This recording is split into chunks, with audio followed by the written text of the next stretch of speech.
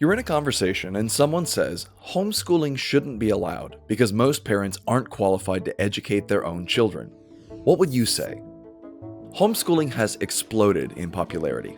Today, around 3.7 million students are being homeschooled in the United States, and millions have already graduated. If there were a problem with the quality of education these kids are receiving, it would be obvious by now. But we're not seeing it. The next time someone says, homeschooling shouldn't be allowed because most parents aren't qualified to educate their own children, remember these two things. Number one, on average, homeschoolers receive a solid education. It's easy to raise vague concerns about parents' ability to be teachers, and there are certainly parents who are ill-equipped to do the work of a teacher. But judging homeschooling by whether individual parents are capable of educating their kids isn't really fair. To see why, we need only consider public schools. There are many examples of public school teachers who have no business teaching. Despite the stories of misconduct, incompetence, and even abuse, no one thinks good teachers should be condemned because of the behavior of a few bad apples. That's why, when comparing methods of education, we should talk about average outcomes, not individual teachers or students. By that measure, homeschoolers are doing very well.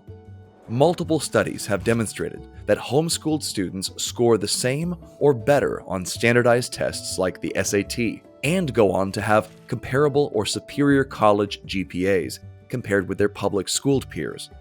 One review of multiple studies over several years found, quote, no reason to doubt the adaptability and academic aptitude of homeschooled students in college.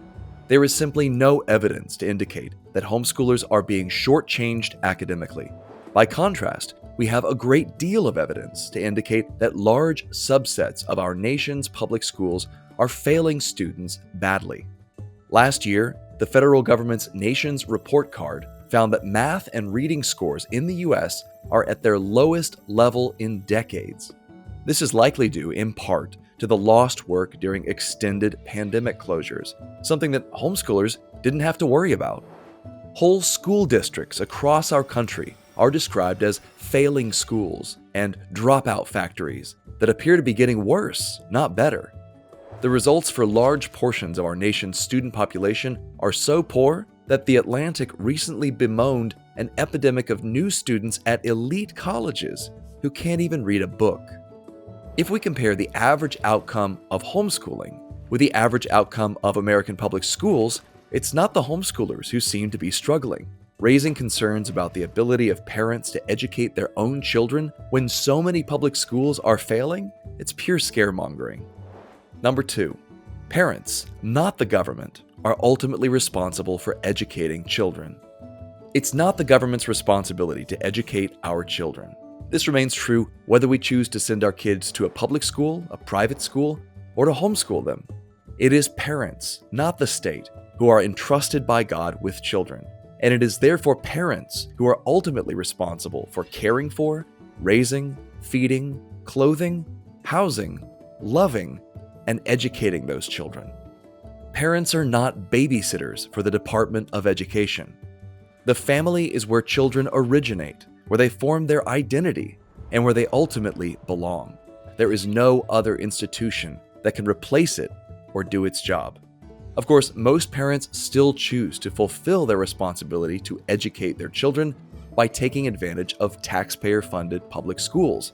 But that no more implies that education is ultimately the government's responsibility than shopping at a grocery store implies that it's ultimately the store's responsibility to feed our families. It's clearly not. The grocery store, like a public school, provides a service, but it is parents who are responsible for feeding children's mouths and their minds. And for the increasing number of parents who are choosing to fulfill this responsibility by homeschooling, it's working.